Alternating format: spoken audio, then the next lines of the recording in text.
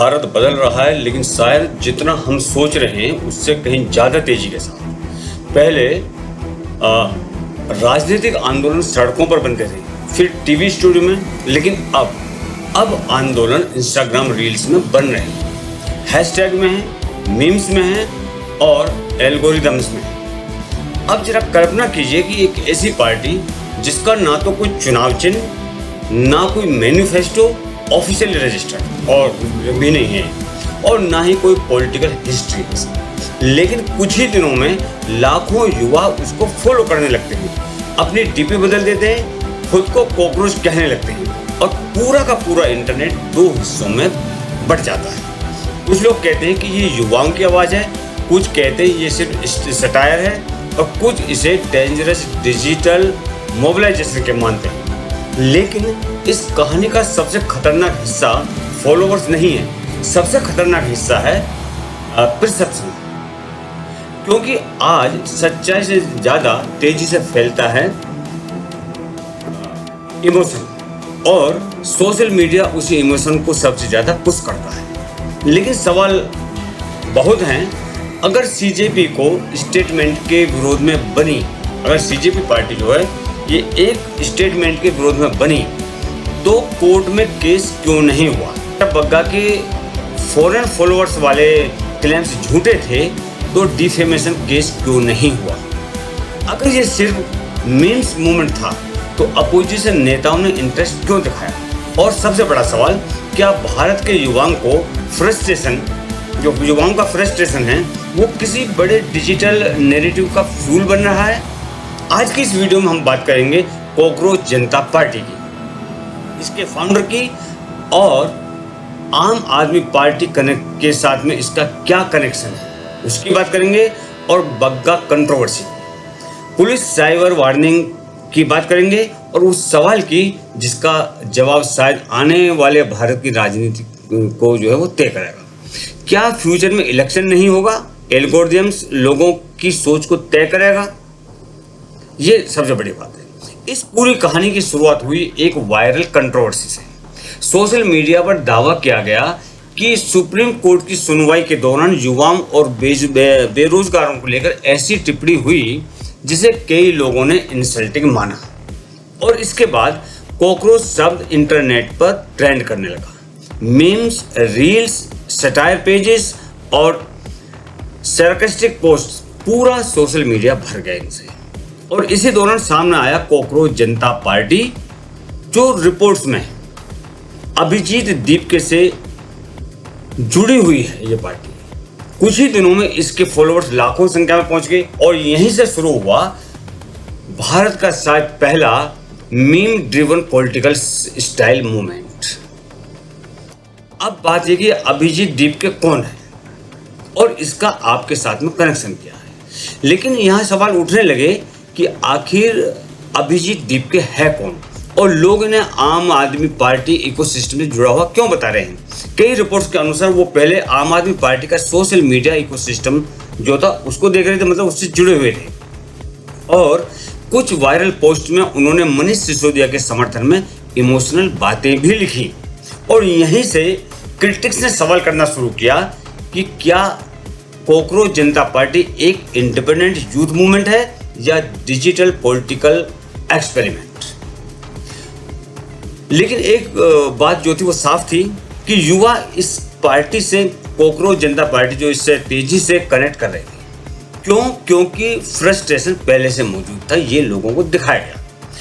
Unemployment, exam leaks, future insecurity और social media validation, इसमें से कुछ चीजें वास्तव में हैं। लेकिन जहां तक अनएम्प्लॉयमेंट की बात है, जहां तक सोशल मीडिया वायलेशन है, ये वास्तव में क्रिएट की गई चीजें।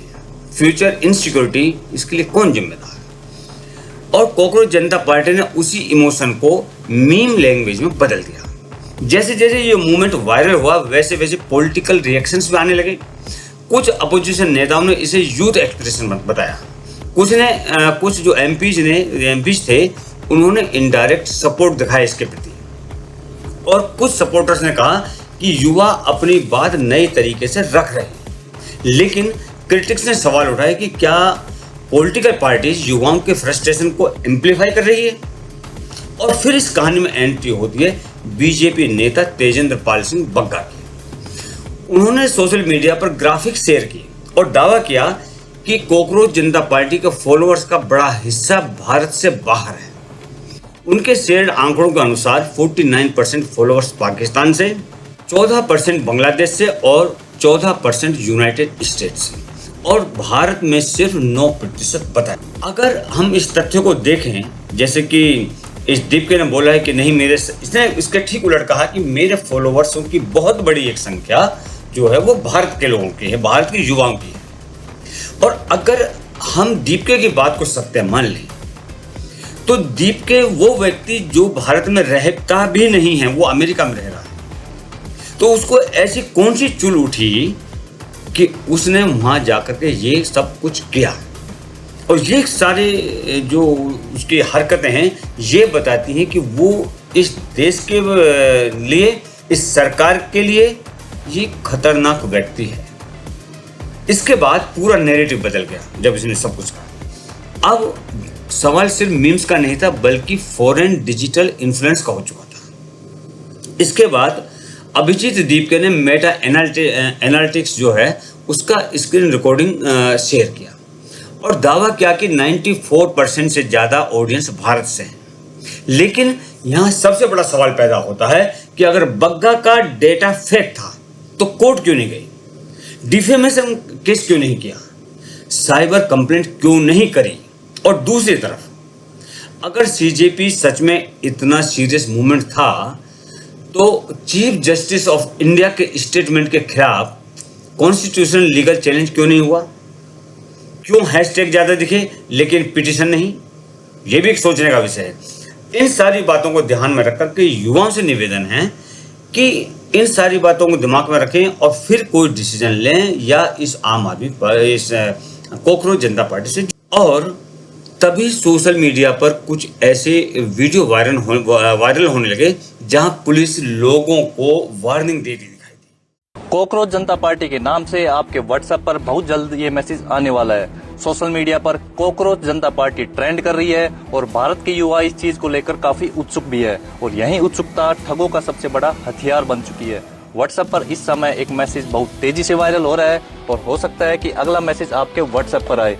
कॉकरोच जनता पार्टी को ज्वाइन करने के लिए इस लिंक पर क्लिक करें। भारतीय युवा उत्सुकता में बिना सोचे समझे उस लिंक पर क्लिक कर देंगे और बस एक क्लिक के बाद खेल खत्म। पूरा फोन हैक हो जाएगा, व्हाट्सएप का कंट्रोल बाहर चला जाएगा और फिर आपका बैंक अकाउंट साफ। इसमें सबसे खतरनाक बात पता है क्या है? आपको लगेगा कि मेरे साथ कुछ भी नहीं हुआ, लेकिन उसी समय आपके नाम पर कोई फर्जी लोन निकल रहा होगा, यूपीआई एक्टिव हो रही होगी और आपकी मेहनत की कमाई किसी और के खाते में जा रही होगी। इसलिए ध्यान रखें, अब साइबर ठग बंदूक लेकर नहीं सिर्फ एक लिंक भेजते हैं। इसलिए इस वीडियो को अपने बच्चों, अपने छोटे भाई बहनों, अपने युवा दोस्तों के साथ जरूर शेयर करें, क्योंकि अगला क्लिक किसी का अकाउंट नहीं, किसी की पूरी जिंदगी बर्बाद कर सकता है। साइबर ठग सिर्फ पैसे नहीं चुराते, इंसान की नींद, भरोसा और मेहनत की कमाई भी चुरा लेते हैं। इसलिए सावधान रहिए, सुरक्षित रहिए। जय हिंद, जय भारत। जब ये मूवमेंट चालू हुआ कॉकरोच जनता पार्टी का, उसके कुछ ही समय के बाद में पुलिस ने लोगों को आगाह करना शुरू कर दिया कि अगर किसी अननोन लिंक से, किसी भी अननोन लिंक के जरिए अगर कॉकरोच जनता पार्टी को ज्वाइन करने के लिए कहा जाए तो सावधान रहिए। इसके अंदर दावा किया गया है कि fake joining links bank accounts खाली कर सकते हैं। और ध्यान देने वाली बात यह है कि ये साइबर क्रिमिनल्स अक्सर वायरल ट्रेंड्स का इस्तेमाल फिशिंग स्कैम के लिए करते हैं। हालांकि अब तक कोई ऑफिशियल प्रूफ नहीं है कि जो ये साबित करे कि सीजेपी ऑफिशियल स्कैम ऑपरेशन चला रही है, लेकिन फ्यूचर का भरोसा भी नहीं, क्यों कि किसी के माथे पर नहीं लिखा हुआ कि वो इस देश के प्रति, इस देश की जनता के प्रति वो वफादार है या अपना उल्लू सीधा करना चाहता है। क्योंकि इसी तरह की चीज़ें कुछ बाकी लोगों ने भी की हैं। अब सबसे बड़ा सवाल ये है कि क्या ये जो मूवमेंट है ये युवाओं को इमोशनली इन्फ्लुएंस कर रहा है या इसके पीछे कुछ और मकसद है। देखिए, हर वायरल मूवमेंट जो है वो एंटी नेशनल नहीं होता, लेकिन हर वायरल चीज़ नेचुरल भी नहीं होती है। एल्गोरिदम्स उसी चीज़ को पुश करते हैं जो इमोशंस पैदा करती है। एंगर, विक्टिमहुड, ह्यूमर और आउटरीच जो है इनको पुश करती है। और ऐसे में अगर करोड़ों युवा मीम्स के जरिए पॉलिटिकल इमोशंस कंज्यूम कर रहे हैं तो इन्फ्लुएंस होना स्वाभाविक है। लेकिन अब तक ऐसा कोई ऑफिशियल एविडेंस नहीं है जो ये साबित करे कि सीजेपी मतलब कॉकरोच जनता party officially anti India operation है या नहीं, क्योंकि अभी चांस 50-50 है। It may be anti India और it may not be anti India. तो हमें किसी पर भी विश्वास नहीं करना चाहिए, मुख्यतः उस व्यक्ति के ऊपर जो इस देश से बाहर बैठ करके इस टाइप के मूवमेंट चलाता है। इन लोगों पर कदापि विश्वास ना करें, क्योंकि इन लोगों का इस देश से कुछ लेना देना नहीं है। ये लोग तो दूसरे देशों में सेटल हैं या होने की कोशिश कर रहे हैं या वहाँ पर आराम से रह रहे हैं, लेकिन भड़का रहे हैं ये भारत के लोगों को, भारत के युवाओं को। और हो सकता है कॉकरोच जनता पार्टी सिर्फ एक इंटरनेट जोक हो सकता है ये जेनजी फ्रस्ट्रेशन की डिजिटल आवाज़ हो, या शायद ये आने वाली मीम पॉलिटिक्स का पहला ट्रेलर भी हो सकता है।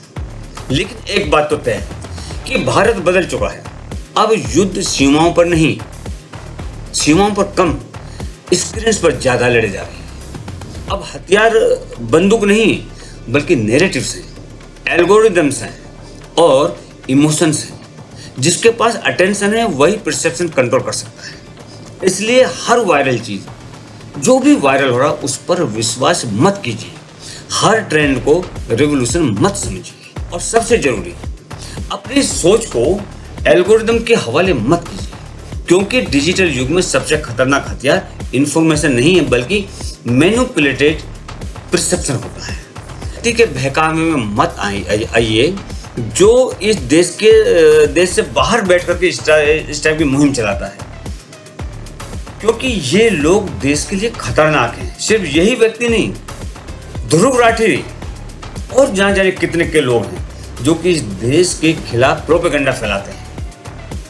होशियार रहिए, अपने विवेक का प्रयोग कीजिए और सोचिए कि क्या ये जो भी ट्रेंड चल रहा है क्या ये सही है या गलत है। अगर चीफ जस्टिस ऑफ इंडिया गलत थे, उनका स्टेटमेंट अगर गलत था, तो लोगों ने उनके खिलाफ कोर्ट में केस क्यों नहीं डाला। मानते हैं कि किसी भी सिटिंग जज के अगेंस्ट में केस डालना थोड़ा मुश्किल होता है, लेकिन अगर सत्यता है तो केस डाला जाता है। और अगर तेजिंदर बग्गा ने कुछ गलत कहा, ने जो डेटा दिया था वो गलत था, तो तेजिंदर बग्गा पर केस क्यों नहीं किया, एफआईआर क्यों नहीं हुई। ये दो चीजें ऐसी हैं जो ये साबित करती हैं कि ये जो कॉकरोच जनता पार्टी का नैरेटिव फैलाया हुआ है ये गलत है, निराधार है। तो दोस्तों, अपने विवेक का प्रयोग कीजिए और इस देश के हित में ही सोचिए। ये वीडियो आपको कैसा लगा? अगर वीडियो आपको अच्छा लगा हो तो अपने कमेंट कीजिए, चैनल को सब्सक्राइब कीजिए और शेयर कीजिए। जय हिंद, जय भारत, जय श्री राम।